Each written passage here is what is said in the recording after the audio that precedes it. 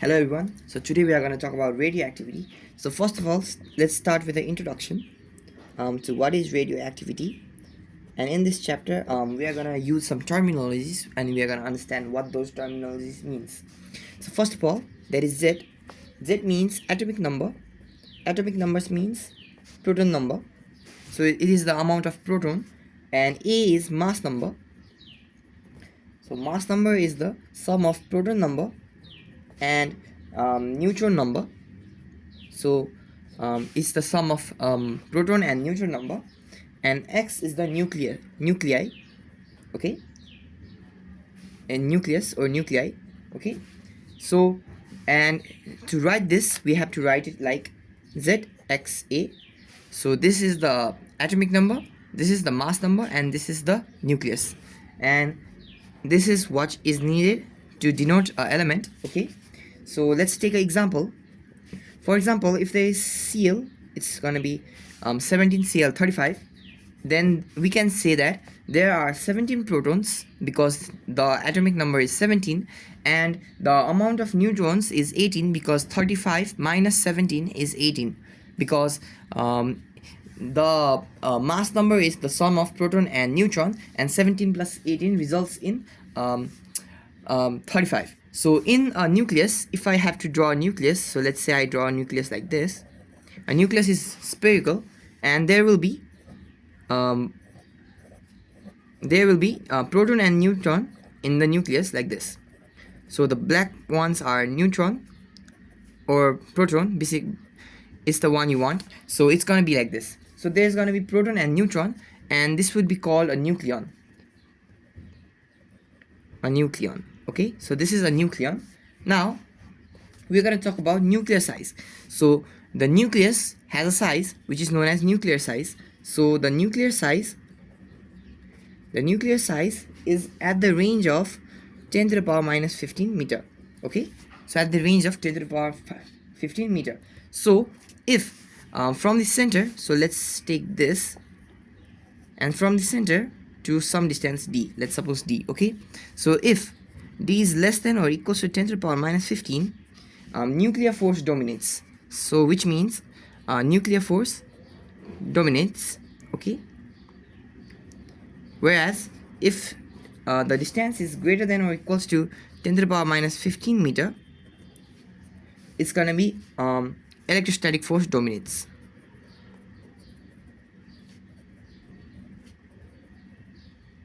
Okay, so if it's less or equals to 10 to the power minus 15, nuclear force is going to dominate, and if it is greater than 10 to the power minus 15 meter, electrostatic force is going to dominate. So now even if it's proton neutron or neutron neutron, the force is going to be the same. Nuclear force is going to be the same. So nuclear force is independent on charge. So independent on charge, okay, whereas electrostatic force is dependent on charge. So nucleon is this proton and neutron, so we have also talked about that.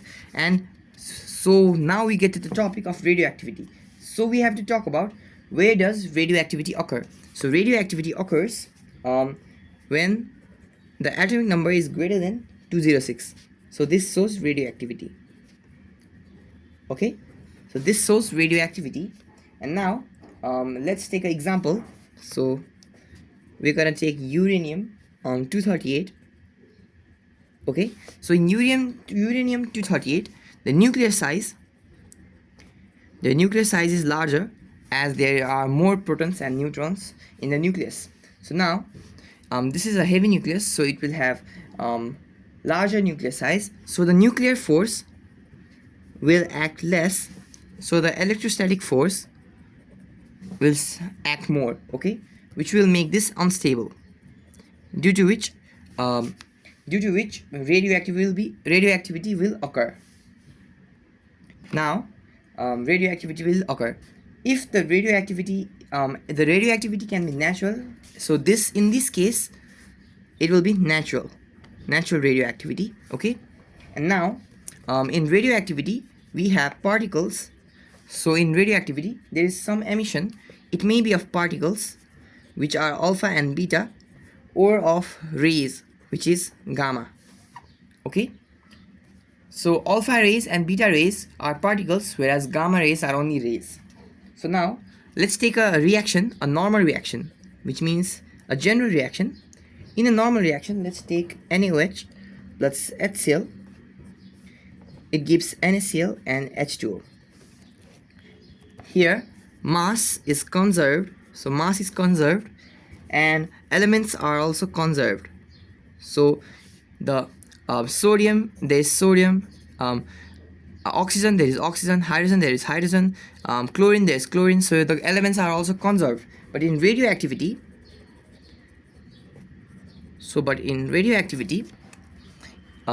let's take uranium-238. It's gonna be 90 thorium, so it's gonna decay to 90 thorium and give alpha particle. Here the mass is conserved, but the elements are not conserved, as the element has changed. Okay, so now if the radioactivity is done artificially, it is known as artificial radioactivity. So now let's start with the topic now. So that was the introduction. So now let's start with the topic, which is radioactivity. So let me write the topic, radioactivity. So in radioactivity, it is the phenomena. Okay, so it's the phenomena of spontaneous emission of alpha, beta and gamma rays. So alpha, beta and gamma rays, okay, from heavy nucleus. So from heavy nucleus, the nucleus atomic number must be greater than 206, mass number must be greater than 206, and the like uranium, polonium, radium, thorium, etc. So this will be and this will be called natural radioactivity. So natural radioactivity. So this will be called natural radioactivity. If I have to take an example, I will take the example of uranium-238. So uranium-238, we get 90 thorium-234 plus alpha particle, which is this. So this is natural radioactivity. Now the phenomena, so this is also a phenomena. So phenomena in which radioactivity induced artificially. So induced artificially. So we have to ask how. Through nuclear transmutation, which means bombarding with neutrons. So nuclear transmutation, okay, artificially, nuclear transmutation is known as artificial radioactivity. For example, we can take 14 nitrogen, this isotope of nitrogen, okay, and hit it with a neutron. So this is a neutron, and it will result in carbon 14, okay, plus proton. So this is proton and this is a 1, it's not so it and give us proton. Okay, this is a proton and this is carbon 40, which is radioactive. So first of all, we have to talk about alpha decay or disintegration. Alpha decay or disintegration. So here the parent nucleus decays into daughter nucleus and gives alpha particle. The example will be uranium-238. So this is an alpha particle, and we have another one which is beta decay. Okay, so in beta decay, the parent nucleus decays into daughter nucleus and beta particle. So the parent nucleus decays into daughter particle and beta particle. Example with this will be thorium-234, and it will decay to 90 protactinium-234 plus beta particle and antineutrino. So this is antineutrino, okay, this is antineutrino, and this is beta particle. So this is beta particle and this is anti-neutrino. Okay, so now we have a note, we have something you can note. Okay, so beta particles, so beta particles have the mass of electron and charge of electron. Okay, they have the mass of electron and charge of electron, and they resemble electrons. So now let's take a neutron. Okay, so if I take a neutron, it will give us a proton and a beta particle and a antineutrino. Okay, and the antineutrino is responsible for conserving the spin, and antineutrino mass is negligible, so if you add this up, this will be 1 minus 1, it will be 0, and this will be 1, which will balance, so mass is conserved. Okay, so now, but if I take a proton and it gives a neutron, it would give this. Okay, this would be a neutrino and this will be positive beta particle, whereas this will be a negative beta particle because there is minus and this plus. So this is not something that you have to know, but it's something that you have to keep in the back of your mind. So now we're going to talk about gamma rays, gamma decay or gamma rays. So gamma decay deals about gamma rays. Okay, so when daughter cells are energetic, they will release particles. Okay, but if they don't have enough energy to release a particle, then they will release gamma rays so that they could be more stable. So now generally, okay, so so when a radioactive nucleus emits the alpha or beta particle, then the daughter nucleus remains in the excited state. Okay, if the energy available in the nucleus is insufficient for the emission of particle, further the nucleus emits the energy in the form of highly energetic electromagnetic radiation known as gamma rays. So let's write like this: if enough energy, we get particle like alpha and beta. Okay, and else, so if there is not enough energy, we will get electromagnetic radiation, or and which are known as gamma rays. So we will get gamma rays. Okay, so the wavelength of gamma rays is around 0.005 to 0.5 Armstrong. Okay, so this will be the wavelength. And now let's take example. Let's take thorium. So normally this thorium would decay to protonium and gives beta particle, but if it doesn't have enough energy to give us beta particle, we will have to make this is just a symbol to differentiate it, and we will get this and gamma particles and gamma rays. So this is more stable since it released its energy and came to a more stable state. Now detection of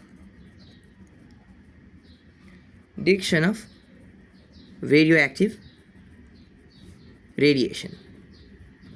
Okay, so we have two ways to do this, and I'm going to show you both the ways. So let's take a radioactive substance. The radioactive substance, to isolate the radioactive rays, we are going to keep a lead block. Okay, this is a lead block and this is a radioactive substance. So if there is nothing, it's just gonna go forwards. Okay, but if I keep two plates, one positive and one negative, it will go like this. So here since alpha rays are positive, alpha rays will go over here, beta will go over here, and gamma will go without being deviated, since alpha rays are positive and beta rays are negative. So now also we have another way. So let's take a lead block and keep the radioactive element. If there is nothing, it's gonna go straight, but if we keep it in a magnetic field, okay, and the magnetic field goes like this, so it's inward to the page, so it's going like this, it's inward. So now the rays will still be deflected, and it will be deflected like this. So this would be the beta ray and this will be the alpha ray, and this can be done by Fleming's left hand rule. So it will be done like this. So we have to take our hand and we have to point our index finger in the page because it's going inside, and we have to project the middle finger in the way of the velocity. So it will be like this, and the thumb will give the position of the force experience. So if my index finger is inside the page and my middle finger is forwards, my thumb will be pointing to the left, which means the force is acting on the left. So the positive charge or alpha particles will move towards the left, whereas since the beta particle has negative charge, it will move into another side, so it will move in the opposite direction of the force, hence it will go over here. Okay, so we have to take a lead block and have a small hole and keep the radioactive element inside it, so we can, and then since alpha rays are positively charged, they will deviate to the negative plate or towards the force, and beta particles, since being positively charged, will go negatively charged, goes to the positive plate, whereas gamma rays remain undeviated. So now we're going to learn about some properties of alpha, beta and gamma rays, so it will be much more easier to study if you do a comprehensive study of this. Okay, so now number one, we're going to talk about charge. So it's going to be 2e, because it's going to be 2e for alpha rays, it's going to be minus e for beta ray, and it's going to be neutral for gamma rays. Now mass, the mass of alpha rays will be 4 times the mass of proton. For gamma rays it's going to be mass of electron, whereas it's going to be negligible. So negligible, but it has kinetic mass. So kinetic mass, so I'm going to write km. So kinetic mass will be given by h by lambda c. So this will be the kinetic mass, and it is deflected by electric field and magnetic field. This is also deflected by electric field and magnetic field, whereas it is not deflected by electric field and magnetic field, since this is neutral. Now the speed is around 10 to the power 6 meter per second. And for beta particles it's gonna be 0.3 to 0.99 c. So c means speed of light, and for gamma rays it's gonna be c. So ionization potential is the highest for here, and it's gonna be this a little bit moderate, and for gamma it's gonna be the least. So penetration power, so I'm gonna write pp for penetration power. So it's gonna be lowest for alpha rays, and a little moderate for beta rays, and very highest in gamma rays. So it will be exactly opposite to the ionizing power. And this 3 shows dual nature. So dual nature is shown by all these 3. So dual nature, okay, and fluorescence effect, and photographic effect is also shown by all. So photographic effect, all, so it's shown by all. These 3 effects are shown by all. These are common characteristics, so you must remember the upper characteristic and focus on them more because they are distinctive. So now we are going to talk about laws of radioactivity. Laws of radioactivity. So to talk about the laws of radioactivity, there are 3 laws. So there are mainly 3 laws, but there are more laws as well. So let's talk about the first law, which states that radioactivity is random and spontaneous. Okay, so radioactivity is random and spontaneous. So, and it is also not affected by external factors such as temperature, pressure, electric field and magnetic field. So these are known as external factors, so it's not affected by them. Another one is either alpha or beta particle is emitted by a radioactive nucleus at a time, i.e. it is not possible for both the emission of alpha and beta particles simultaneously. So we can't emit alpha and beta particle emit simultaneously, is not possible. So not possible. This is the second law. Okay, and we have the third law, which is also known as displacement law. So we are gonna write displacement law. So in displacement law, we talk about how the changes occurs. So in alpha particles. So when alpha particles are emitted, let's take X as a nuclei, Z as the proton number, and A as the mass number. If it gives alpha particle, then the proton number will decrease by 2 and the mass number will decrease by 4, and it will give alpha particle. So for example, we can write uranium 238. So again, for which gives beta particles, let's take the same thing. So we're going to take X, okay, ZAX, and it will give us Z plus 1 YA plus minus 1 E0 plus this. So this is antineutrino and this is the electron. And finally, if it emits gamma rays, let's take ZXA asterisk to represent this is a less stable state. It's gonna give ZXA plus gamma rays. Okay, so this will be the displacement law, and the fourth one is decay law, and this is something important and you have to know. So this is important. Okay, so decay law is important. So it states that, so we have to talk about what it states. So it states that rate of disintegration of radioactive substance. So of radioactive substance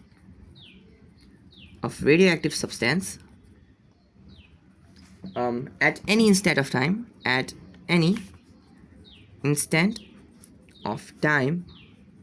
is directly proportional to the number of radioactive atoms present at that time. So when you're practicing this definition or statement, to make it simple for yourself and to write it quickly, write it in a short form so that it's going to be easy. So I'm going to write it in a short form. So I'm going to write the rate of disintegration, so it's RD, rate of disintegration, and I'm going to leave a space. So rate of disintegration of radioactive substance, so I'm going to write RS since it's and I'm going to write instant of time, so RD RS. So when I'm reading, it's going to be like rate of disintegration of radioactive substance at any instant of time is directly proportional to number of radioactive atoms present at the time. So present at the time. So when I'm writing the definition, I will write it like this so that I can write it quickly and I can recall it quickly and I can also check it quickly. So it's going to be rate of disintegration of radioactive substance at any instant of time is directly proportional to the number of radioactive atoms present at the time. So this will be the way I will remember the definition. So let's take an example. If n is the total number of atoms present at a current time and t is the instant of time, then the rate of disintegration will be given by minus dn by dt is directly proportional to n. So here is minus because because it is decreasing, so it's radioactive, so it's decreasing. So it means that the number of radioactive atoms will decrease with time. So if I write a proportionality constant, it's gonna be dn by dt is equals to minus lambda n. So in this case, lambda is not wavelength. So this is not wavelength because we also use lambda for the symbol of wavelength, and this is not wavelength. Here lambda is known as decay constant or disintegration constant. So disintegration constant. So now we're going to talk about this constant. So we're going to talk about disintegration constant. So decay constant or disintegration constant. So for this we have to define, in order to define this, we are gonna take the original expression and change it a little bit. So it's gonna be lambda is equals to minus dn by dt by n, since dn by dt is equals to minus lambda n. So this is the expression. So we change it to this, and with this we can define it. So we can define it as the ratio of rate of disintegration of radioactive substance at instant of time to the total number of radioactive substance present at a time. So in order to write this in short, I'm going to write, so it's going to be, so it's a ratio. So it's a ratio. I'm going to write this and you can write the rest of it by yourself. So it's going to be the ratio of rate of reaction. So rate of disintegration, okay? Ratio of rate of disintegration of radioactive substance at any instant of time to the total number of radioactive atoms present at that time.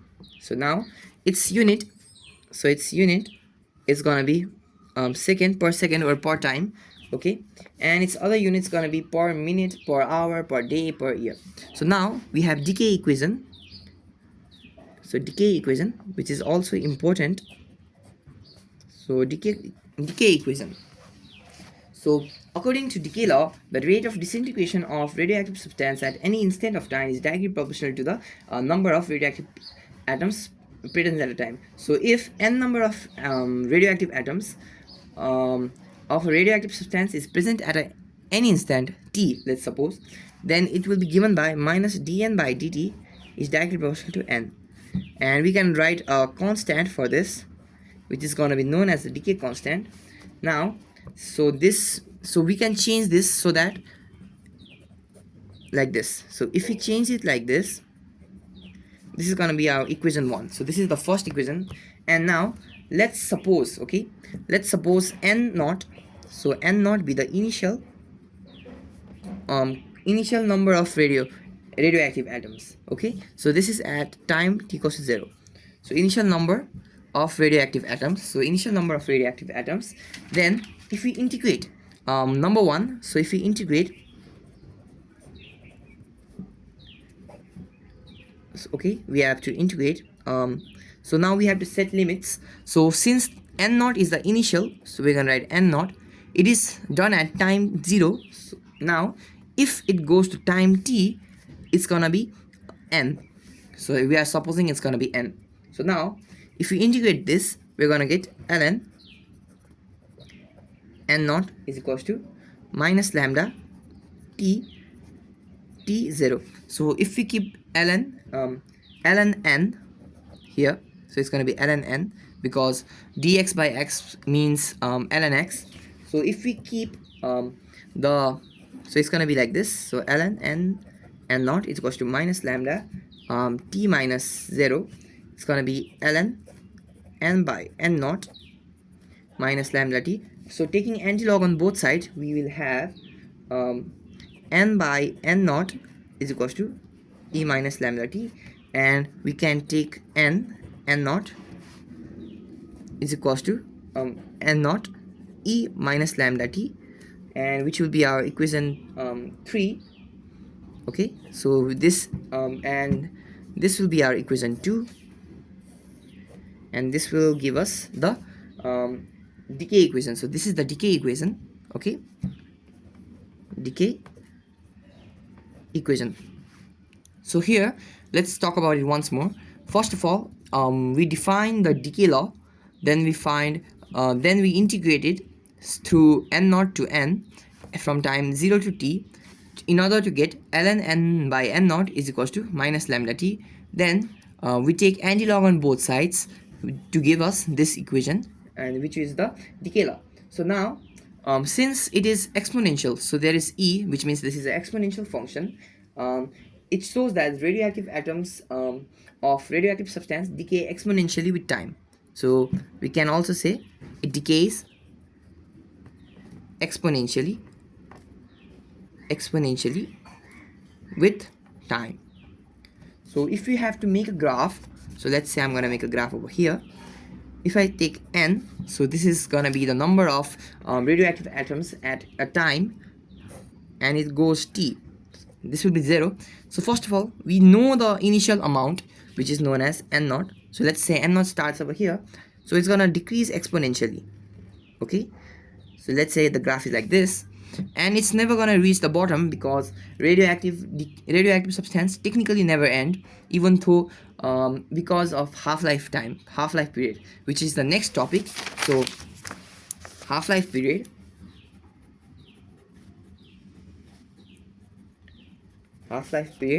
t, it is represented by t, and half-life period is the half-life period of a radioactive substance is the time. It's the time taken. Okay, it's the time taken for a radioactive substance to decrease its number by half. So it's the time taken for a radioactive substance to decrease its number by half. So if you take n equals to n naught, if you take the decay equation, so decay equation, and we level it at 1 at half-life period, n is equals to n naught by 2, since the number will decrease by half and the time will be t, since this is the representation of half-life period. And if you keep this on here, it will give us n naught by 2 is equals to n naught e minus lambda t.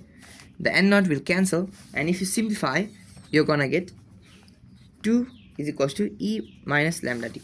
Okay, now taking ln on both sides, we will get t is equals to 0.693 by t. Okay, we will get lambda is equals to 0.693 by t, which is the required equation. So if you don't get this, I'm going to write it with steps. So first of all, we have n naught by 2 is equals to n naught e minus lambda t. So the n naught is going to cancel, and since there is minus, it's going to be reciprocal, so we can write 2 is equals to minus lambda t. And if you take ln 2 is equals to, this is going to be lambda t. ln 2 is equals to 0.693, so lambda t, so lambda is equals to 0.693 t, which gives us the decay constant at half-life period. So it gives us a relation between half-life period and decay constant. So if you have to find the half-life period, it's gonna be this. Okay, so both the above equation and the below equation will be used further in our studies. So if I draw the graph, it's gonna be a similar graph. So let's take a graph of this. Okay, so it will start from here. Let's say this is n naught, and here let's say this is n naught by 2, then this time will be t. So this is the representation. And let's take another one, n naught by 4. So if we take n naught by 4, this is gonna be 2t. And n naught by 8, let's take this, it's gonna be 3t. So with this, we can say that it never ends, since even if we subdivide it very much, it's never gonna technically end. So now let's talk about mean or average life period. So mean or average life period, which is represented by t bar or t average. Okay, so this is the mean or average life period. So mean or average life period of a radioactive substance is defined as the, so it's defined as the ratio. Okay, it's the ratio of total life of all radioactive atoms to the total number of radioactive atoms. So total life of all divided by total life of all radioactive atoms divided by total number of all radioactive atoms. So if I have to write this, it's going to be t bar or t average is going to be total life of all radioactive atoms to the total number of all radioactive atoms. So this is a formula which is not going to be used much, but it's something that you have to know. Okay, so this, and also it is found that, so it is found by experiment, t bar is equals to 1 by decay constant, so it's going to be 1 by lambda, or since we know lambda is equals to 0.693 by t, it's going to be t 0.693. So this is the form which we are going to use mostly. Okay, so this is the form we are going to use mostly. Now we are going to talk about activity of radioactive substance. So activity of radioactive substance. Okay, so first of all, we have to talk about activity. What is activity? So activity is equivalent to rate of disintegration. So rate of disintegration, this disintegration, okay, so rate of disintegration, so R is equals to n dt. So as this is the rate of disintegration, now we can say that it's n minus into minus n lambda, since this is something we have derived. So now if it's the initial rate, it's going to be R naught. So at time 0 or something like that, it's going to be R naught is equals to minus lambda n naught. So this is going to be 1. So n naught is going to be the initial constant, initial number of radioactive atoms. So if we divide, let's say 2 and 1, we are going to get R by R naught is equals to n by n naught, which is going to be equation 3. Okay, so we get this from this. So now from decay law, we know that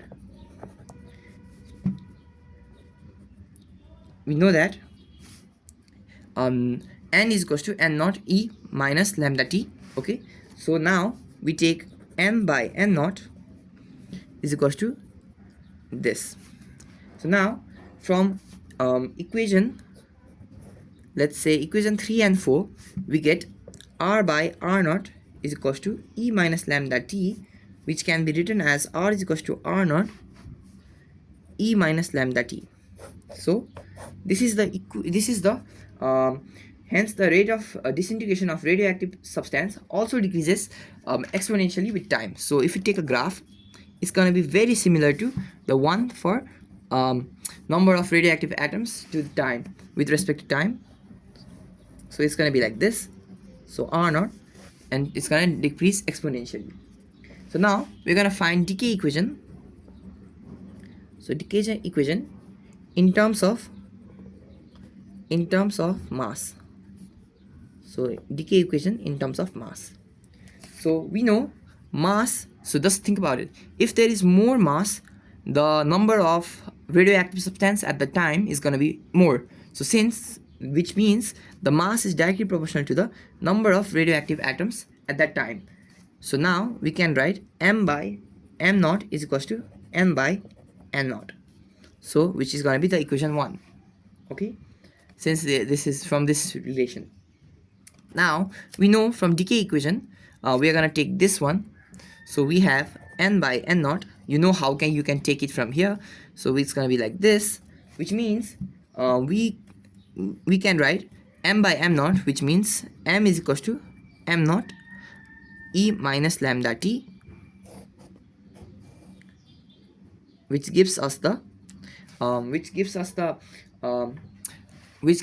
decay equation in terms of mass. And since this is also a function of xe, which means it's exponential, the graph of mass and time is also going to be exponential, beginning from m naught. Okay, now we're going to talk about number of atoms left behind after n half time. So number of atoms after n half life. So it's the number of atoms left behind after n half lives. Okay, so now so let's suppose n naught be the number of radioactive atoms of radioactive substance present initially at time t equals to 0. So we will have n naught. Okay, so after time t, which is the first half-life, we are going to have n naught by 2. So after the second, so 2t, which means the second half-life, this total will be 2t. Okay, so this total time will be 2t, whereas this will be the second half-life. It's going to be n2 by 4, which means it's 2 to the power 2. Similarly, the third half-life is going to be n naught by 8, and so on, which tells us that after nth, so if this distance is n times the half-life, we will have n naught by 2n, since 4 is 2 to the power 2 and this is 8 is 2 power 3, 2 is 2 power 1. So now we have n is equals to n naught by 1 by 2 whole power n. So this is a very important relation to calculate how much atoms are left behind after n half-life. So now here n is equal to T by T, so which is also something that you have to know. It's important. Okay, so now we also have the relation between activity and mass for n, so we can also write R is equal to R naught 1 by 2 n, and m is equal to m naught 1 by 2 n. So we will have these relations as well. So now we have units of radioactivity, and units of radioactivity. So in units of radioactivity, first of all we are going to learn about curie. So first of all it's curie, so 1 curie, it's going to also be written as 1 Ci. It's going to be equal to 3.7 into 10 to the power 10 disintegration per second. So I'm going to refer to disintegration and DIS. So disintegration per second. And we are also going to learn about what's the definition of Curie. So 1 Curie definition, we are going to learn about that as well. So it's 1 Curie first of all. Another is 1 Rutherford. So 1 Rutherford is equals to 1 small RD, and which is equals to 10 to the power 6 disintegration per second. Okay, and finally we have becquerel. So 1 becquerel, this is SI unit of radioactivity, so becquerel, and which is okay, so this will be SI unit, and becquerel was the person to find radioactivity, so the unit was named after him. So this will be 1 BQ, which value will be 1 disintegration per second. So okay, so founded, the becquerel founded radioactivity. Okay, now if we take all these, we can also find a general for all of them. So it's going to be 3.10 into the power 10 becquerel and 3.7 into 10 to the power 4 Rutherford. So this is also a relation that you have to know. Okay, so now we're going to define 1 Curie. So what is 1 Curie? So 1 Curie is defined on the basis of it is the activity. So it's the activity of 1 gram of radon 226. So the definition is this: is the activity of 1 gram of 200 radium 226. So 226 gram of radon radium 226 contains 6.023 into 10 to the power minus 10 to the power 23 atoms by so we know this. So now if 1 gram is going to be the same divided by 206, which is going to result in 2.665 into 10 to the power 21 atoms. Okay, so this will be the 1 gram will have this much atoms. So now we know half-life of radium. So half-life of radium half-life of radium 226 is 1600 years. Okay, it's 1600 years. So now it's gonna be equals to 5.04 into 10 to the power 10 seconds. I hope you can do this calculation by yourself. Now we take the activity, which is gonna be dN by dt, and we can also write it as decay constant into n by t, which can be also written as 0.693 n by t. So since this is the disintegration for 1 gram, we're going to write the value of 2.665 into the power 21 atoms here, and the time to be this. So with this, if you calculate this out, it's going to be 3.65 into 10 to the power 10 disintegration per second, which is 1 Curie. So this is the definition of 1 Curie, and now we are going to do a question. Okay, so let's do a question before moving forward. So the question is calculate the number of alpha and beta particles emitted when uranium 238 is converted into PB 206. So we have this, we have uranium 238 and it goes to lead of 206 plus n1, let's say n1, as the number of alpha particle and n2 as the number of beta particles. Here n1 and n2 are the number of alpha and beta particles respectively. So from mass number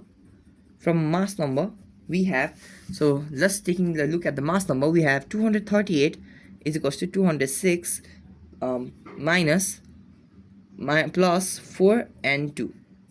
Okay, since n I mean 4 and 1. So since mass is conserved, we will have to see this, which means n1 is equals to 8. So again, from atomic number we have, looking at the below one, it's going to be 92 is equals to 82 plus 2n1, since here is 2 and we also know the value of n1, plus minus n2. So we know the value of n1, so the n2 can be found, which will be 6. So there will be 8 alpha particles and 6 beta particles in this reaction. Okay, now let's take another question. Let's say the half-life period of a certain radioactive material is 138 days. So the half-life is 138 days. Calculate its decay constant and mean half-life period. So the decay constant will be given by 0.693 by T, which we just derived. So after calculating, its value will be 5.02 into 10 to the power minus 3 per days. Okay, and also we also have to find mean life period, which is T bar or T average. So I'm going to write both. It's going to be 1 by lambda. We have the value of lambda, which we just got. So it's going to be 199.2 days. Okay, so this will be the average life. Now we have another question. At a certain instant, a piece of radioactive metal has 10 to the power 12 atoms. Okay, the half-life of the material is 15 days, so we have given half-life, which is 15 days. Okay, which will be 15 into 24 into 60 into 60 seconds, and the half-life of material is 15 days. Calculate the number of disintegration per second. So we have to find dN by dt. Okay, so in order to find dN by dt, we are going to go like this. It's lambda n. We are only taking magnitude, so we are not taking the negative sign. Now it's gonna be 0.693 Tn. Okay, so after keeping the value, you will get the answer of 5.3 into 10 to the power 5 disintegration per second, which is the required answer. Now we will do another question. Another question is the half-life of uranium-238 is 4.5 into 10 to the power 9 years. Okay, now we have to find the activity of 1 gram. So we have given the weight, which is 1 gram, and the time. So if you convert this into second, you will get 1.42 into 10 to the power 17 seconds. So now we have activity.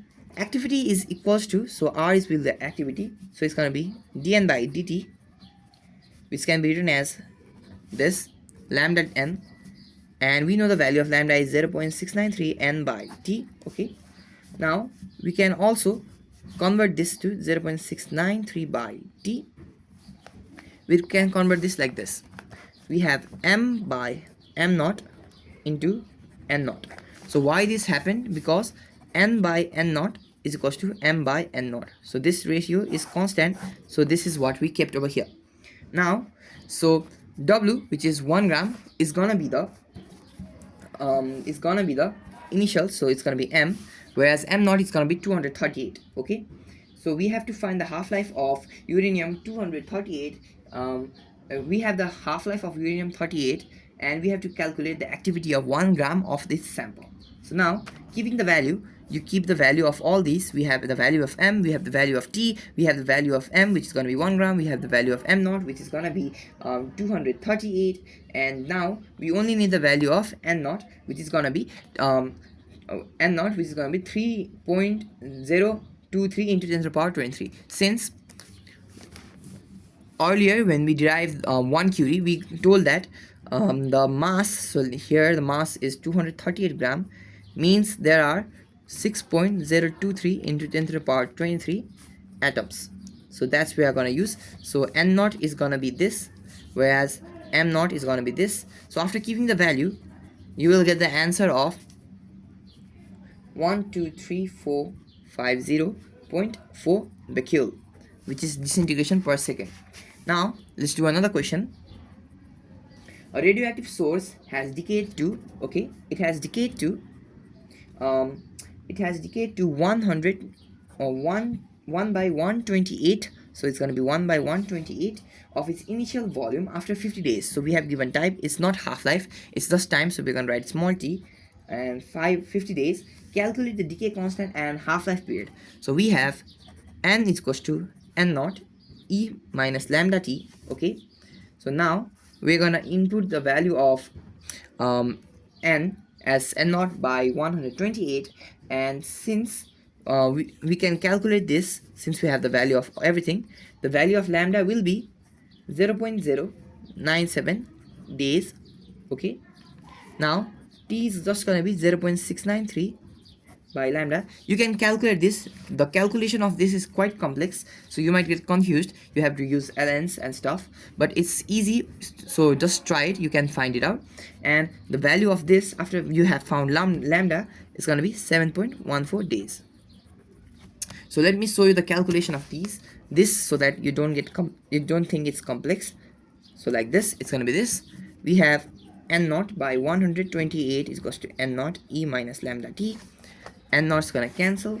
Now we have 1 by 128 is equals to e minus lambda t. So it's gonna be 128 is equals to e lambda t. Since there is minus, we can reciprocal it.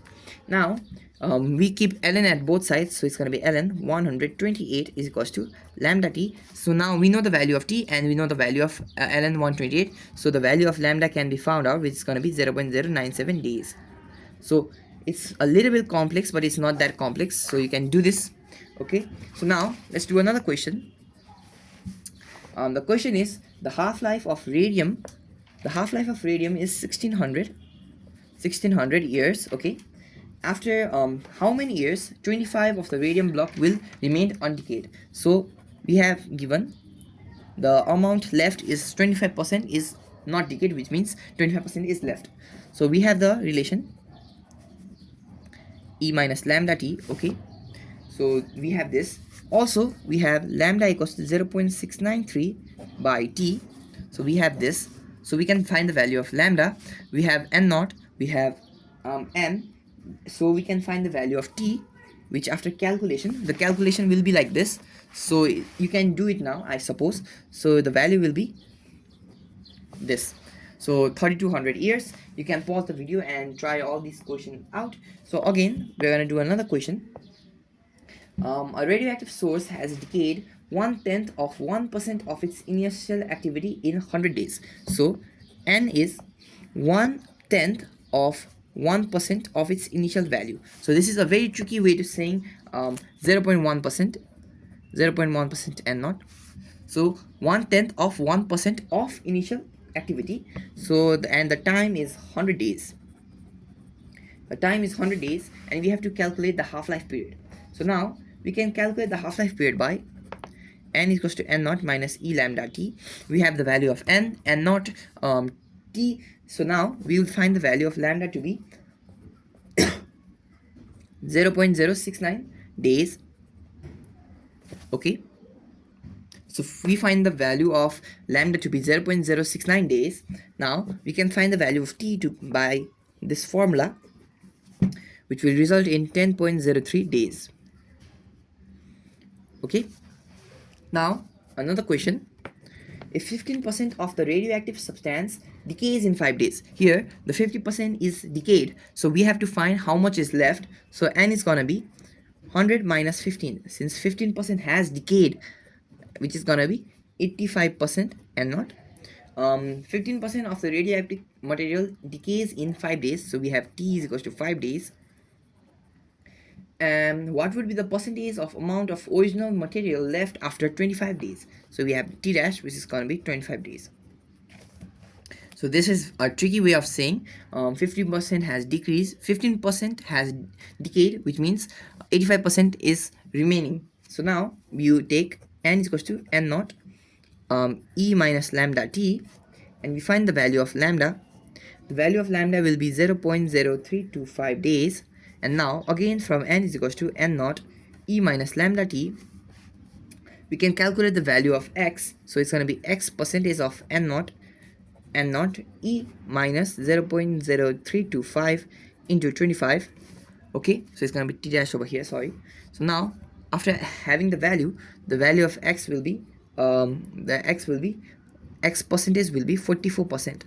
So 40% of the original material will be left after 25 days. So now we're going to get to the next topic, which is GM counter or Geiger-Müller counter. So Geiger-Müller counter, or simply GM tube. Okay, so here first of all you have to draw a figure. So we are going to draw the figure first of all.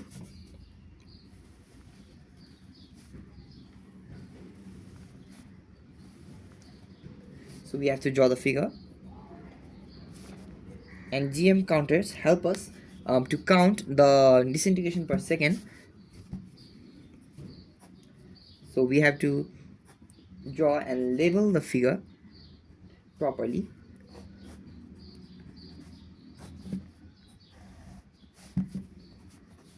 So this is the figure of GM counter. Okay, so here this is RL, this is E, and this is a tungsten rod. So it's tungsten rod, and its anode, it will be known as anode. Okay, here this is amplifier and pulse counter. So it amplifies the signal as well as it counts the pulse. So okay, pulse counter. Okay, and this is a glass tube. The glass tube will be represented by Z.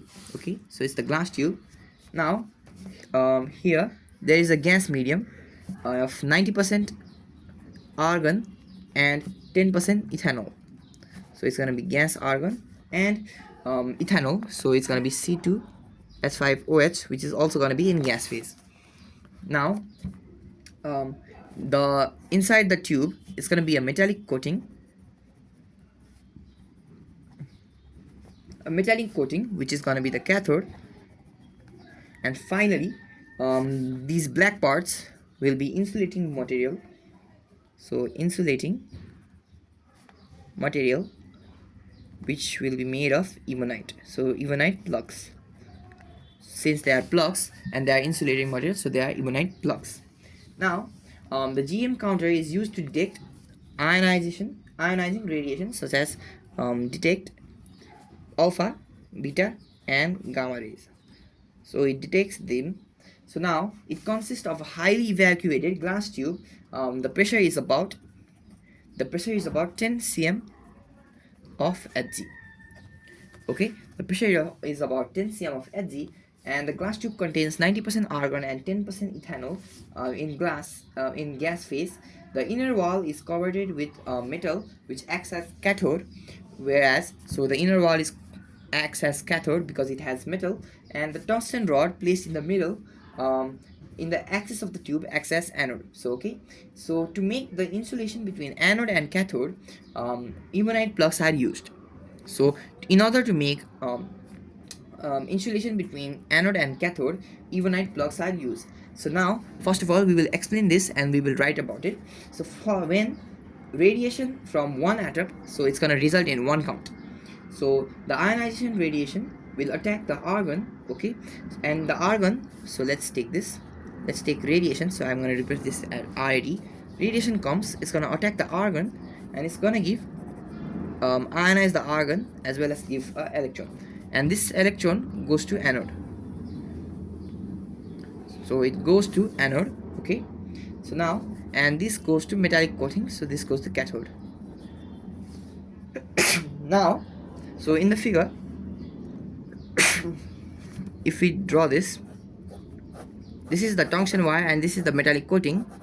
The argon goes to the cathode, so the argon goes over here, so there will be argon over here, and the electron goes to the filament, so it goes to the anode, which is the tungsten rod, so it goes like this.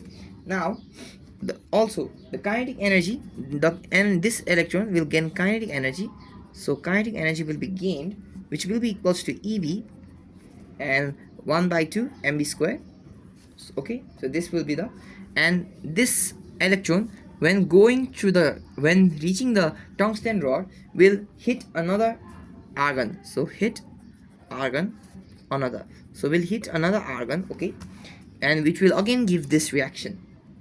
So now this process will continue on, which means there will be a large number of electrons hitting argon atoms, which means there will be more anions and cations. So now an electron goes to the anode, so until it reaches the anode it's gonna hit a lot of argon atoms and it's gonna ionize them. So now after it reaches to the anode, the circuit is gonna be complete. The electron will start flow and the current will be B equals to IR from simple Ohm's law. Okay, and after going through RL, so it's gonna be the load resistance. After going through RL, the potential difference is gonna drop. So here after the circuit is flowing, it's gonna be B equals to IR, and after going to RL, so after going to this, the potential difference is gonna drop. Okay, the potential difference is gonna drop, and for a small time there will be a pulse, and this pulse will be counted by the amplifier and pulse counter. And when counting this, there will be a time where it can't count another radiation. If another radiation strikes, it's going to be known as the dead time. Okay, so dead time, and it's going to be about 200 to 400 microseconds. So this is a dead count where it can't count. So after electron flows through the whole circuit, it's gonna go back inside, and the argon and electron are gonna react to give argon plus radiation. Okay, so this is here the electron goes from high to low state, so radiation is produced. And now this extra radiation, so there was a radiation before when the electron there was a potential drop which was counted by the amplifier and pulse counter, and now after the electron has reached the ionized argon, it's gonna give us radiation because electron goes from high to low state. Okay, so it's gonna release some energy in the form of radiation, and now this extra radiation is gonna be absorbed by ethanol. So radiation is gonna be absorbed by ethanol, since we don't want to since we don't want to count multiple pulses from this radiation that is released. So this will be absorbed by ethanol and turns into vibration energy, which is known as quenching. So this is the basic, and now we are going to learn about it theory officially. So this is something that's for concept only. So this is concept. Now we are going to talk about so now let's talk about it. So when an ionizing particle enters the tube, it ionizes gas. So when ionizing particle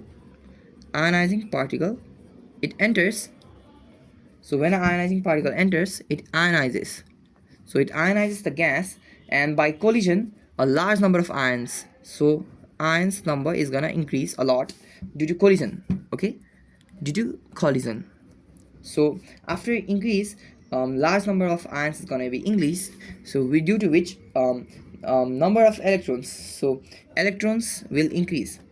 Since more electrons are being produced, so there will be a lot of electrons moving through the anode and flowing through the external circuit.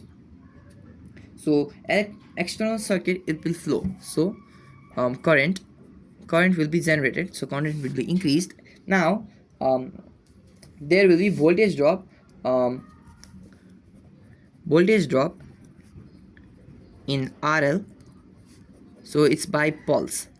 The pulse is the reason for the drop, so the voltage drop happens, and now the pulse is amplified by the amplifier and recorded by the counter. So pulse amplified and counted. So the pulse will be amplified. So amplified and counted. So the pulse will be amplified and counted, and for each ionizing particle, one pulse is created, which will correspond to one count. Okay, so for each ionizing particle, one pulse is created. So one pulse implies one count. So now, during this period, if another ionization particle enters, it can't be detected by the counter, which is known as dead time. Dead time, and which is about 200 to 400 microseconds. Okay, microseconds, and this is it. So theoretically learning it, it's much more smaller, but you don't understand what's happening. So that's why I explained how it works first of all, and I explained the theoretical answer that you have to write. So now we have to talk about a short topic, which is quenching. Okay, quenching, when electron combines with positive ion, neutral atom is formed. So electron plus argon gives argon, which is neutral. So now in this process, energy is released. So this is energy.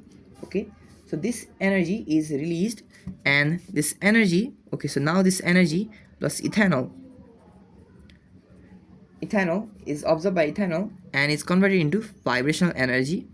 Okay, and now this process is known as quenching. So this process is known as quenching. So when electrons recombine with ions, positive ions, they form neutral atom is formed, and this neutral atom releases some energy which reacts, which is absorbed by ethanol to give vibrational energy, and this process is known as quenching. Okay, and let's draw a graph. So let's take count per second, which is known as count rate. So this is the count rate. Okay, and count rate over here, and we'll have to take voltage over here. So okay, so first of all, the voltage will increase due to avalanche of electron. Okay, and after reaching RL, the voltage will stay steady for some time because the voltage is being dropped by the pulse. So now here this is a plateau, and after that it increases again when reaching back. So now let's suppose this point is A and B, and this is the plateau. So here in the plateau, let's say this is voltage V1 and this is voltage V2. This is the real counting. So this is where counting occurs. So the voltage increases due to avalanche of electrons, and it stops due to passing through RL and it's forming a pulse. So the voltage drops and then it increases again. So now let's do some question. Okay, let's do some question. The half-life of uranium-238 against the alpha decay is 1.5 into 10 to the power 17 seconds. What is the activity of a sample of uranium-238 having number of atoms 25 into 10 to the power 20 atoms? So we have to find activity. So it's going to be R. It's going to be dN by dt, which is going to be this. This is going to be decay constant into n. So now it's going to be 0.693 t n. So after keeping the value, you will find the activity to be 11550 disintegration per second. Okay, now another question. Find the half-life of uranium-238 if 1 gram, so let's say mass is 1 gram, emits, so we have given it emits 1.24 into 10 to the power 4 alpha particles per second. So it's going to be 1.24 into 10 to the power 4 alpha particle per second. Okay, so I'll read the question again. Find the half-life of uranium-238 if 1 gram of it emits 1.24 into 10 to the power 4 alpha particles per second. So now we have dN by dt, which is going to be 0.693 T by n, because this is lambda. Now we will have to modify this a little bit. So we can take T. If we take T, it's going to be 0.693 by dn by dt, and as well as that, it's going to be here m by m naught into n naught. Here m naught is going to be 238 and n naught is going to be 6.023 into 10 to the power 23. With this, the value of t will come out to be 1.4 into 10 to the power 17 seconds. Okay, so now another question. A radioactive source having half-life 130 days, so it has a half-life of 130 days, contains initially it initially contains 1 into 10 to the power 20 radioactive atoms. Okay, and the energy released per disintegration is 8 into 10 to the power 8 into 10 to the power minus 13 joules.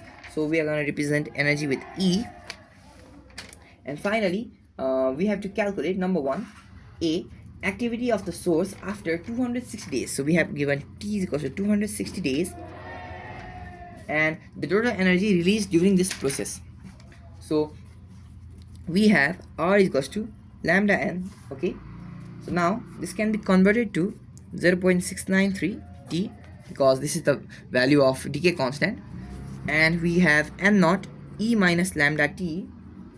Okay, and here the lambda can be again changed to in terms of time, so we can find the radio activity, which is gonna be 1.33 into 10 to the power 17 disintegration per day. This lambda must also be changed. Okay, so now again we have n naught is equals to 10 to the power 20 atoms. So this is for the second question, and n is equals to n naught E minus lambda T. Okay, lambda T is equals to 2.5 into 10 to the power 19 atoms. So now we have got this value, and now we have to find the energy released. So we have given E as well. So now we have to find total number of disintegration.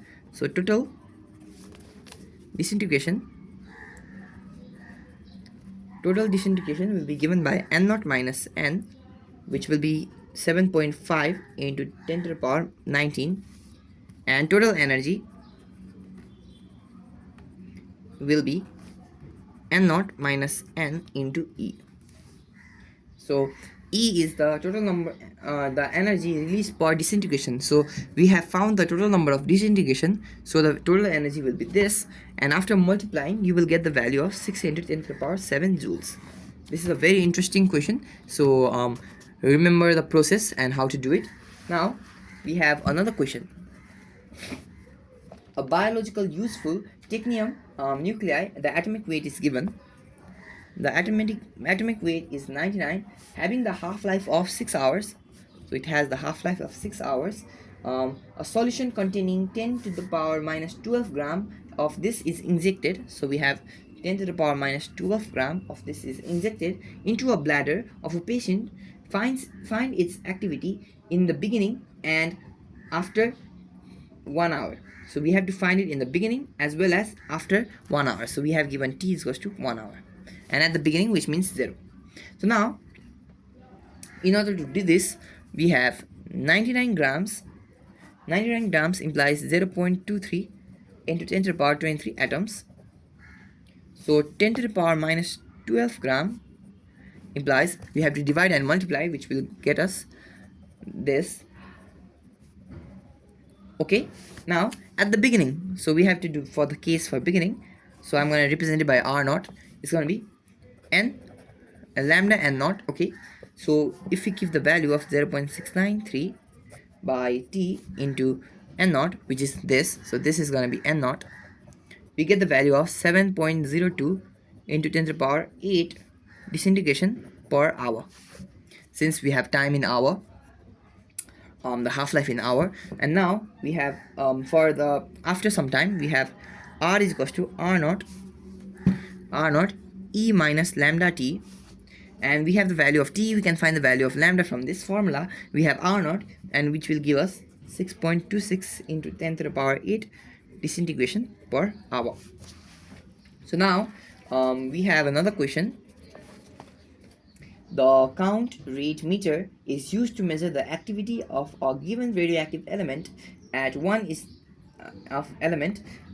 instance. The meter shows 475 counts per minute. So R naught is equal to 475 counts per minute, and exactly 5 minutes later shows 270 counts per minute. Calculate the decay constant, mean life, half-life.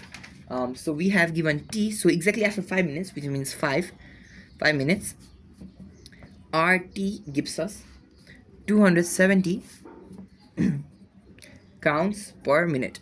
Okay, exactly after 5 minutes we have this. So we have RT is equals to R naught E minus lambda t. So the value of lambda will be found to be 0.113 per meter. T bar will be 1 by lambda, and which value will be found to be 8.85 per minute. Okay, and finally T will be 0.693 lambda. So this is the average life, this is the decay constant, this is the half-life period, and the half-life period will be 1.63 minutes. Okay, now another question. We have isotope of 19K40.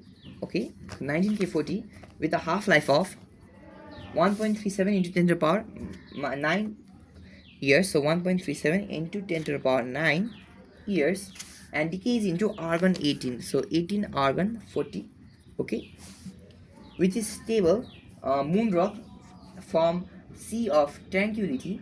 If the ratio of these potassium atoms to argon atoms is 1 by 7, estimate the age of the estimate the age of the rocks. So here the ratio of, so if the ratio of these potassium, so potassium to argon rocks is 1 by 7, calculate the age and of these rocks. So here we have 19 potassium 40, which goes to 18 argon 40. So here let's suppose and let's think about it. Okay, let's take a block and it is divided into 8 parts. So there are 8 parts over here. So there were K and there were 8 parts of potassium. So after some time, since the ratio is like this, we can see that 7 of these parts, so 7 of these parts, this part is calcium, this part is potassium, which is 1, whereas the rest 7 parts are argon. Now, which means N is equals to N naught by 8 for K. This is for potassium. Okay, so now we have to find N is equals to N naught E minus lambda T. We can find the value of T because we have lambda T, and we have the half-life period, and we can find the value of lambda. So we can find the value of T to be 1.44 into 10 to the power 9 years. So another question we have, an ore containing uranium is in the ratio containing uranium, the ratio of U238 and Pb which means lead 238 is 3. So we have the ratio of uranium 238 by lead to be 3 by 1. Okay, and now calculate the age of the ore, assuming that all the lead present in the ore is fine stable product of uranium 238, and the half-life of uranium 238 is 4.5 into 10 to the power 9 years. So we have to do it like this again, and which will result in N is equals to 3 and not by 4, because there are 4 parts and it's going to be like this. So now we are going to do the equation, and the value of T will be found 1.87 into 10 to the power minus 9 years, and which will be the answer. So now we are going to talk about another topic, which is going to be radiocarbon dating. Radiocarbon dating. So dating means age estimation, and here the carbon C12 is stable whereas C14 is unstable, and due to this ratio we can calculate how much time has passed since the thing has died. Okay, so now so let's talk about the process. So it's the process of it's a process of estimation of age. So we are estimating age of ancient objects. So ancient objects like rocks and fossils by measuring proportion of measuring proportion of measuring the proportion of C14 and C12. Okay, so by measuring the proportion of C14 and C12 present in a specimen or sample, so in sample is called radiocarbon dating. So in radiocarbon dating, C14 is used at the radioisotope whose half-life is 5370 years. So the half-life of C14, the half-life of C14 is 5730 years. Okay, C14 is formed.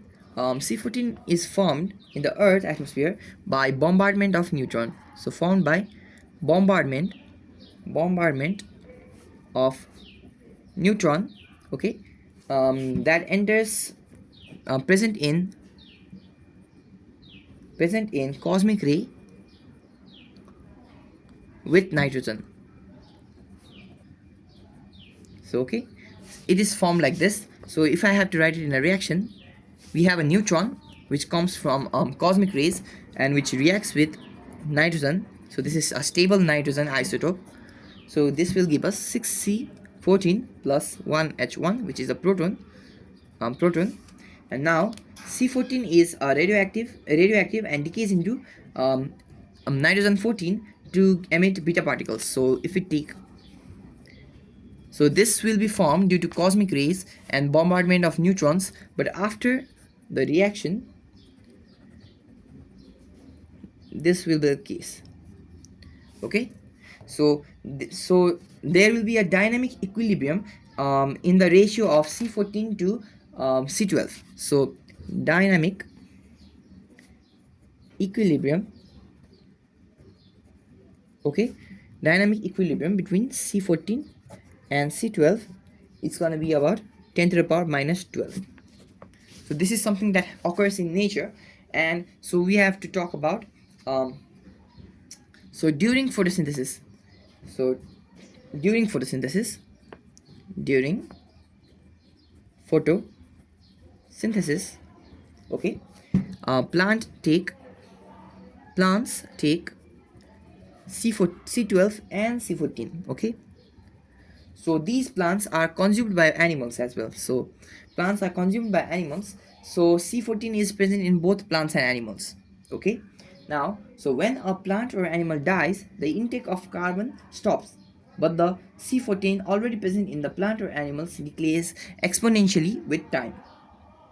So now if R naught, so let's take R naught. Okay, so plants which is eaten by animal, so and um, both animals and plants have C14 in them. So now if R naught be the initial activity, okay, during the death, and R is the current activity, so initial when they're dead, and current in time t, it's gonna be R is equals to R naught E minus lambda t. So now if you simplify this, you can, after simplifying this, you can get t is equals to t by 0.693 ln R naught by R.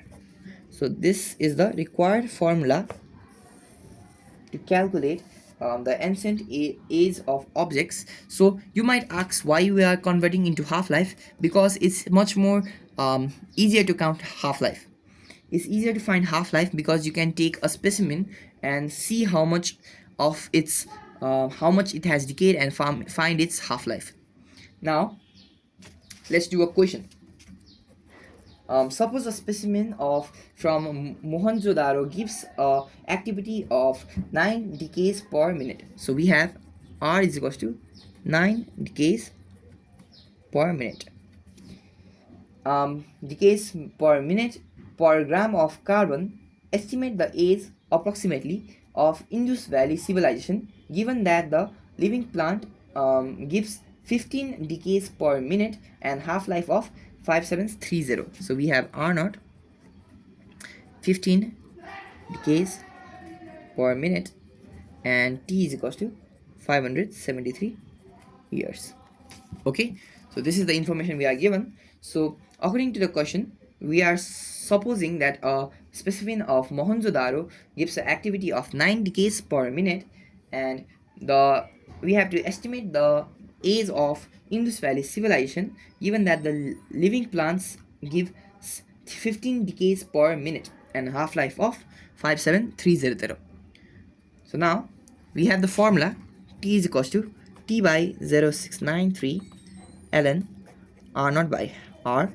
So you plug the formula and you get 4223.7 years. 0.7 years. Okay, and another question we have, a radioactive sample, two radioactive samples A and B contain equal number of radioactive atoms.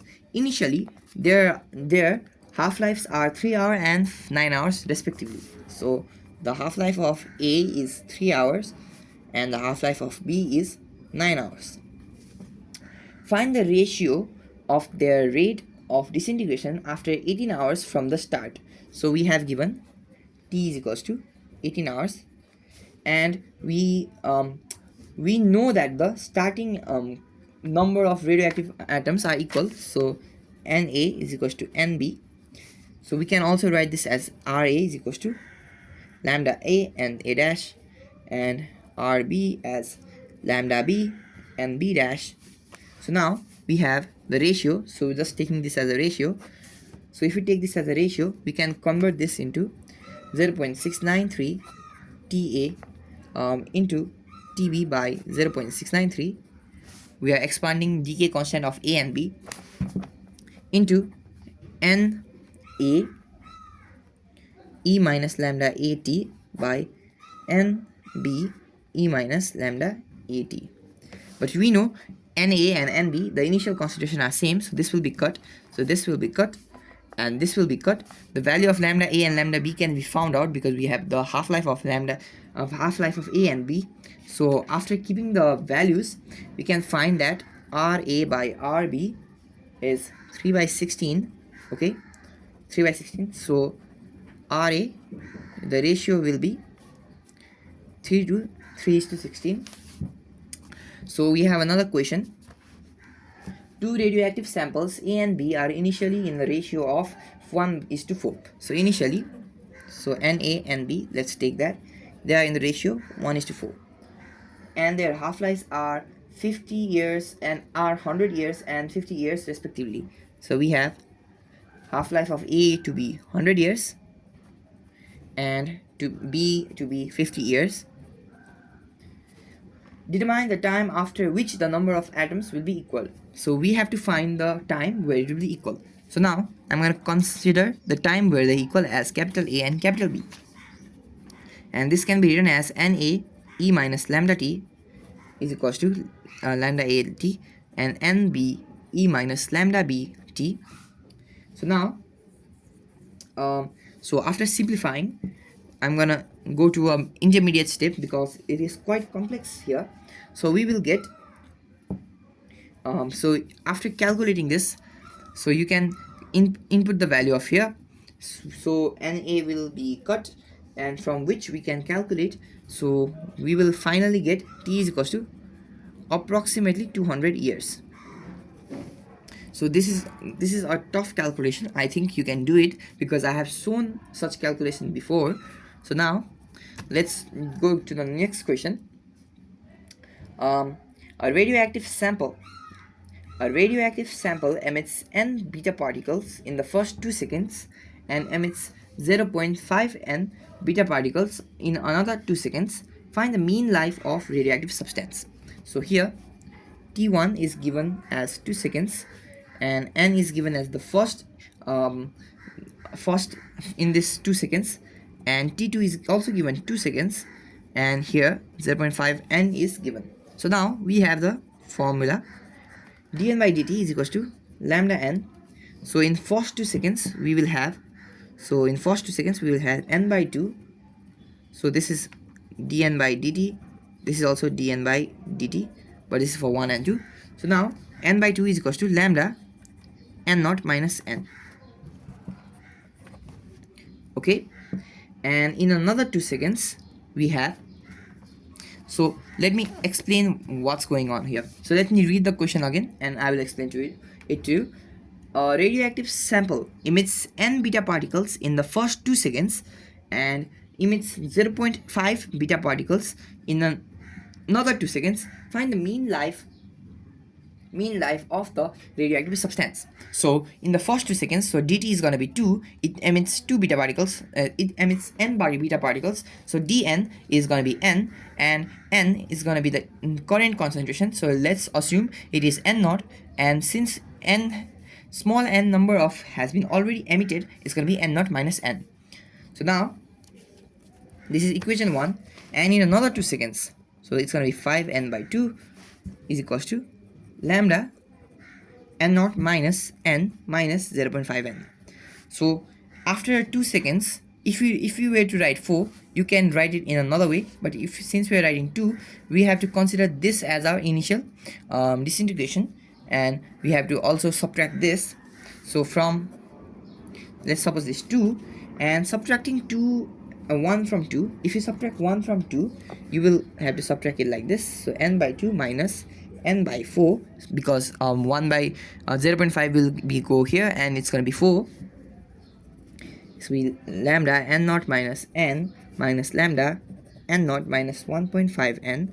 So after subtracting, you will get this, and if you simplify, you will find that the value of lambda will be 0.5 into 0.5 per second.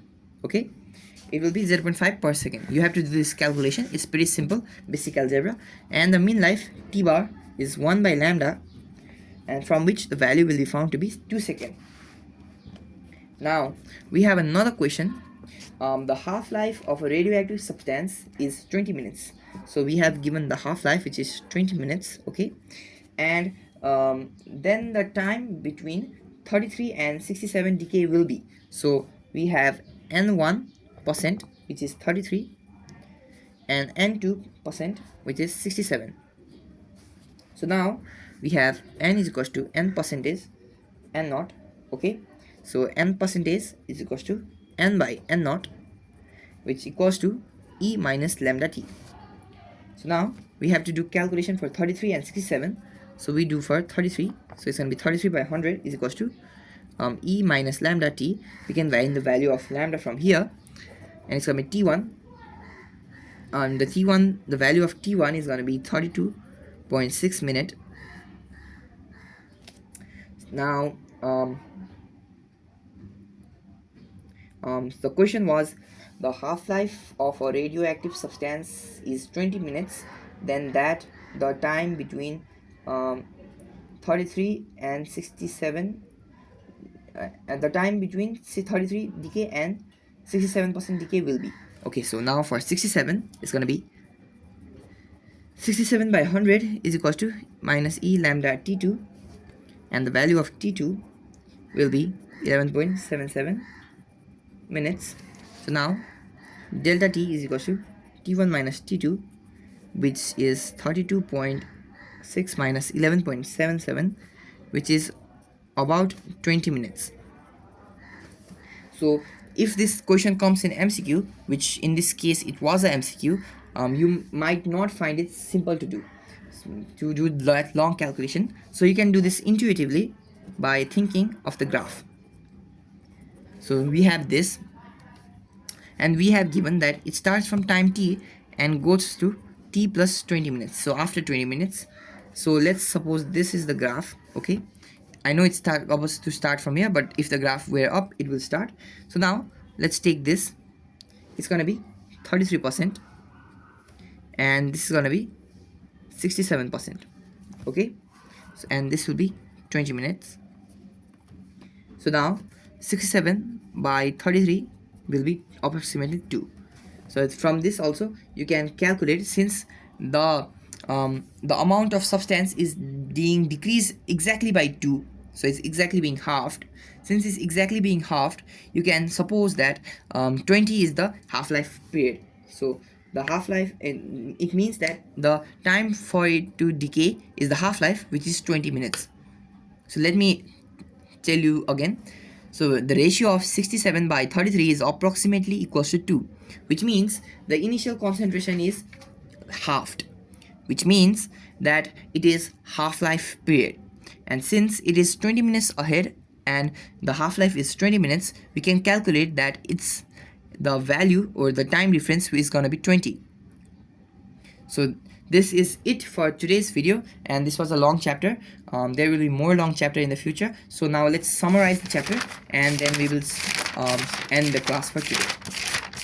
So first of all, we have to talk about radioactivity. So starting from introduction, Z means atomic number, A means mass number, X means nucleus, and we write it like this. Okay, so nuclear size is 10 to the power minus 15 meter, and if the diameter is less than that, it will be nuclear force dominates. Otherwise, it's going to be electrostatic force. And nuclear force is independent on charge, and radioactivity is shown by elements which have a mass number greater than 206, and it shows radioactivity because it is unstable. Okay, so particles are alpha and beta, whereas gamma rays are rays.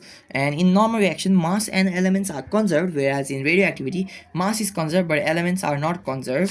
So now we have to talk about radioactivity. Radioactivity is the phenomena of spontaneous emission of alpha, beta, and gamma rays from heavy nucleus like uranium, polonium, radium, thorium, etc. And this is for natural radioactivity. And if we talk about artificial radioactivity, it's gonna be phenomena of inducing radioactivity artificially by nuclear transmutation. That means bombarding it with neutrons.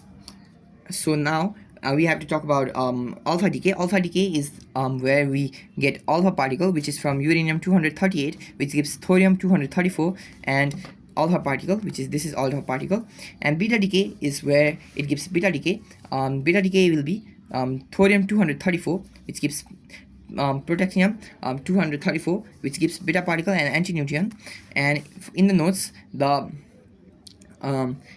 if the beta particle is negative, it's going to be minus 1 E0, and if it's positive, it's going to be 1 E0. Negative occurs when neutrons is converted into proton, whereas positive occurs when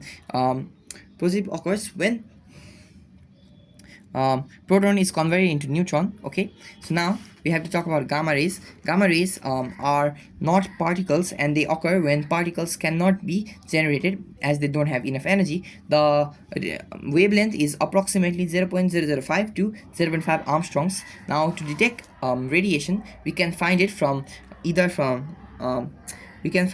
by keeping electrically different potential difference plate, or by keeping it in a magnetic field. So by keeping it in an electric field or magnetic field. Now let's do a summary of this. So alpha particles have charge of 2e, beta have minus e, and gamma are neutral. Alpha particles have mass of 4 times the mass of protons, whereas beta particles have 1 time the mass of electron, and the mass of gamma is negligible, and it has kinetic mass.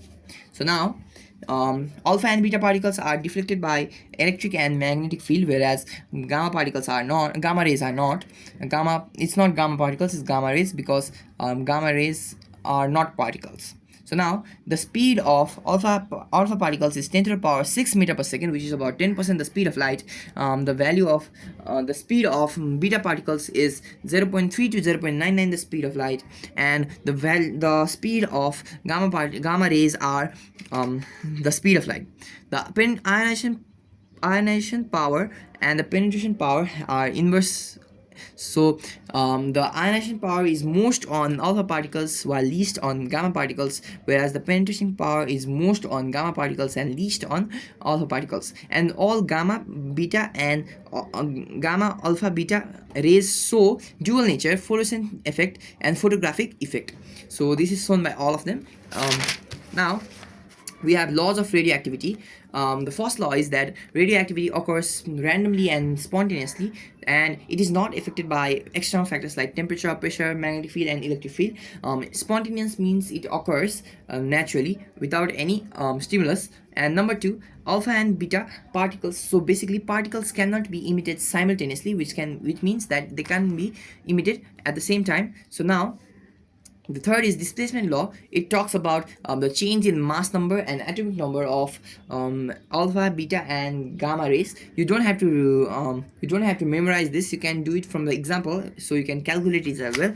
So decay law. The decay law states that the rate of disintegration of radioactive substance at any instant of time is directly proportional to the number of radioactive atoms present at a time, and which is given by dn by dt is directly proportional to n, and which can be converted into a equation of dn by dt is equals to minus lambda tn. So now we have decay constant. Decay constant can be defined as the ratio of the rate of disintegration at any instant of time to the number of radioactive atoms present at that time. Okay, so its unit is per second. Now we have decay equation. We take the decay law and we integrate it from n naught to n from time 0 to t, in order to get n is equals to n naught e minus lambda t, which is the decay equation. And it shows that radioactive substances decay exponentially with time, and you have to draw the graph as well. Now we talk about half-life period. Half-life period is the time to decrease the number of radioactive atoms of radioactive substance by half. So we have to calculate. So in for half-life period, n is equals to n naught by 2 and t is equals to t, so that we get the formula lambda is equals to 0.693 t. And so again we can also convert this to get t is equal to 0.693 lambda. And now we talk about half-life or average life period. So half-life or average life period is the ratio of total life of all radioactive atoms to the total number of all radioactive atoms. So which means t bar is equals to t1 by lambda, or t by 0.693. Now we have radioactivity of radioactive substances. So r is equals to n. Activity is equals to rate of disintegration of radioactive substance at a particle instant of time, where r is the activity. So after comparing, we find out r is equals to r naught e minus lambda t, and in terms of mass we know that mass is directly proportional to n, so due to which m is equals to m naught e minus lambda t. Now we talk about after n half-lives. So after n half-lives, it will be n is equals to n naught 1 by 2 whole power n, and n will be t by t. So now we have units of radioactivity. We have 1 curie, 1 Rutherford, and 1 becquerel. So 1 curie is equals to 3.7 into 10 to the power disintegration per second. 1 Rutherford is equals to 10 to the power 6 disintegration per second. Becquerel is 1 disintegration per second, and this is the SI unit of radioactivity, and Becquerel was the person who found radioactivity. So now we talk about the definition of 1 curie. So 1 curie is defined as the activity of 1 gram of radium 226. So it's the activity of 1 gram of radium 226. So we find the 1 gram has how many atoms, and we find the half-life, from which we take the equation to find 1 curie. And now we have some questions which we did, and the question used the formula that we have found. And now let's talk about GM Muller counter or GM tube. In GM counter or GM tube, we detect alpha, beta, and gamma rays. The pressure is about 10 cm per Hg, and the ionizing particle ionizes the argons, and ions increase, due to which electron increase, due to which collision increase and current increase, and due to which the current flows in the outside circuit, and the voltage drops in RL, so that which is converted into pulse. The pulse is amplified and counted, and one pulse implies one count for each ionizing particle. And the dead time, so the time where two ionizing particles cannot be distinguished, is dead time, and the time for that is 200 to 400 microseconds. And the quenching is the process of electrons recombining with positive ions, so argon plus, and giving energy which is absorbed by ethanol to give vibrational energy, which is known as quenching. So there is a graph. The plateau shows the part where counting occurs. Now we did more questions. um, so radiocarbon dating. So in radiocarbon dating, we estimate the age by the ratio of C14 by C12, which is about 10 to the power minus 12 in living creatures, and the half-life of C14 is 5730 years. Now C14 is formed due to bombardments of neutrons which are present in cosmic ray and which react with nitrogen. So the reaction is here. Neutron plus nitrogen 14 gives carbon 14 and proton, and the carbon 14 decays into nitrogen 14 and beta particle. So in living creatures, it is exists in dynamic equilibrium because plants take up C14 and C12 during photosynthesis, which are eaten by animals. So animals and plants both have C14 by C12 ratio as 10 to the power minus 12 approximately. So now the formula using T is equals to T by 0.693 and then R naught by R can be used to find time the time or an estimated time of how much time has the animal or plant been dead. Now with this we end the chapter over here, and I will make more videos for all the chapters of this grade 12 NEB course. Thank you.